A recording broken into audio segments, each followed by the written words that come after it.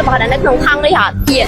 អត់តន់ដល់ថ្ងៃគេហងហ៊ានញ៉ាំដែរទៀតឥឡូវបងឲ្យហត់ដឹងខ្លះអត់ត្រេនឥឡូវដៃសាក់ហត់មើលគេនំត្រេនមើលខ្ញុំហត់ដឹងខ្លះមែនបាទមានខ្លះណែត្រេនចម្លើយចុងក្រោយមែនឥឡូវបងបើមើលឯហ្នឹងឯងគេចាត់គេមួយសិតពុកម៉ាដល់ថ្ងៃពិសេសបងឲ្យអូនឯងណាវ៉ែនត្រេនមែនមកទៅធ្វើមកមិនចោះសាក់ទាញមើលថាក្នុងហ្នឹងមានអីគេត្រេនមកមិនឃើញមុនហ្នឹងឯង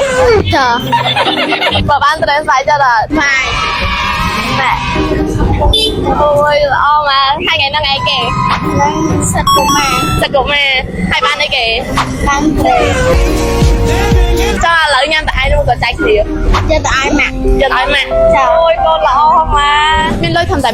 $1.99ក៏អាចមានសំណាងញ៉ាំត្រេនដូចគ្នាពេញបានដែរដោយសារតែនៅ Dollar Flash Buy ឥឡូវនេះកំពុងតែមាន promotion ទៅលើទំនិញនិងផ្លែឈើជាច្រើនមុខដូចជា promotion ត្រេននេះចង់មានតម្លៃធូរថ្លៃមែនតើចាប់ពី$1.99